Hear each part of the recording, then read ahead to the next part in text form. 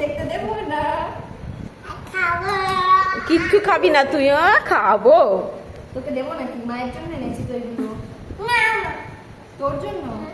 ঠিক আছে, চোখ বন্ধ করে বস। চোখ বন্ধ করে বস। ফার্স্টে দিই। ওটা আমার। এটাও আমার। এটা তো আমার। এটা আমার। আরেকটা কই গেল?